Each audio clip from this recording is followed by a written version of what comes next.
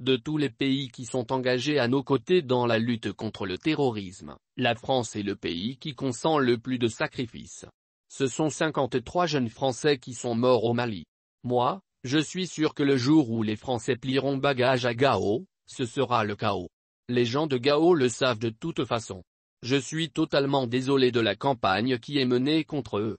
Je veux que les Français soient forts, parce qu'ils ont, avec cet espace du Sahel, une histoire singulière. Ces propos irrespectueux et irresponsables contre les États du Sahel, en l'occurrence le Mali, sont encore du chef d'État nigérien. Mais point de surprise.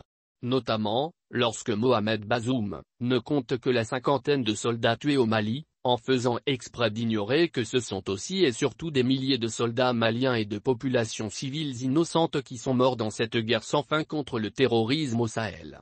Que sont des dizaines de villages maliens du centre du pays, en dépit de la présence de Barkhane avec des moyens logistiques de dernière génération, qui sont aujourd'hui rayés de la carte.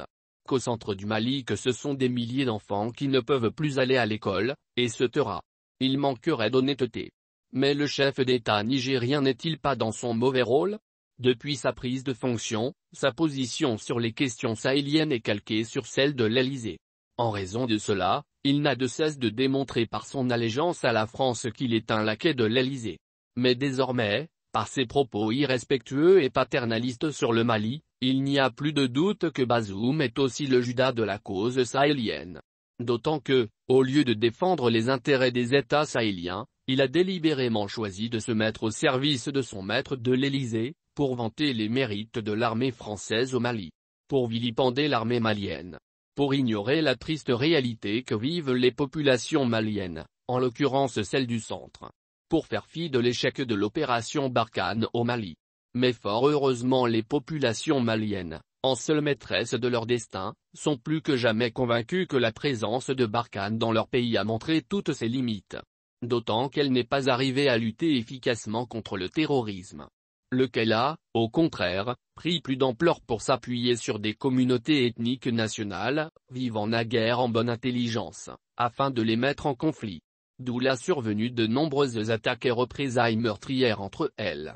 Ainsi, à Bamako comme dans les autres pays du Sahel, notamment au Niger, se tiennent constamment des manifestations pour dénoncer la présence militaire française. Bazoum a donc intérêt à se raviser sur sa position au Mali. Sa prophétie de malheur ne verra certainement pas le jour au Mali.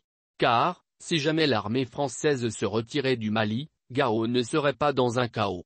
D'autant que les autorités maliennes sont certainement plus responsables que lui. Elles savent, mieux que quiconque, ce qui est bien pour leur pays. Que le chef d'État nigérien s'occupe donc de son pays, le Niger, où beaucoup l'attendent.